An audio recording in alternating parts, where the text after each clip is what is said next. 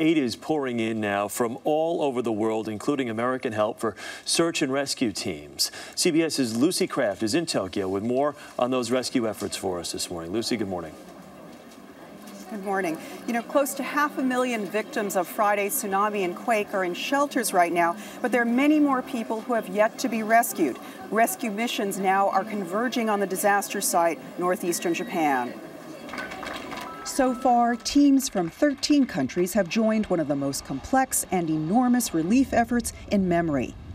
The U.S. nuclear-powered aircraft carrier Ronald Reagan arrived off the Sanriku coast. It's the first time Japan and the U.S. have joined forces in such a large-scale rescue on Japanese soil. With Japan's energy crunch growing increasingly dire, Russia has sent troops and promised extra shipments of liquefied natural gas. New Zealand, the UK, and China were also among the first to dispatch doctors, search and rescue teams, and other aid to Japan's stricken northeast region.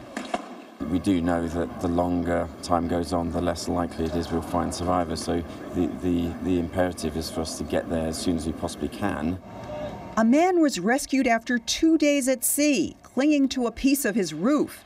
3 others were saved after being trapped in a car for 20 hours.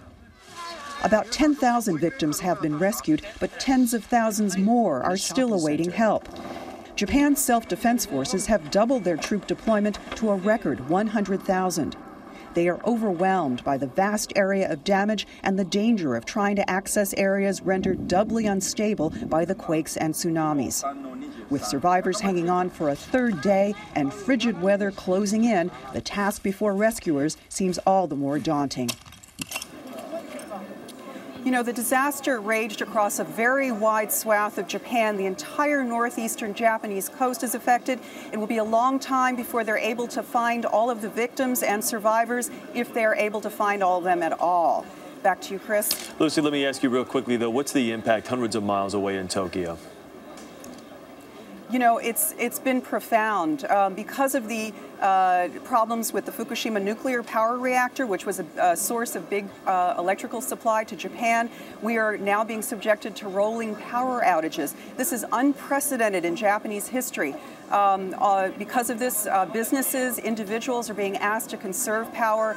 It's, as the Prime Minister said the other day, it's almost like a state of war.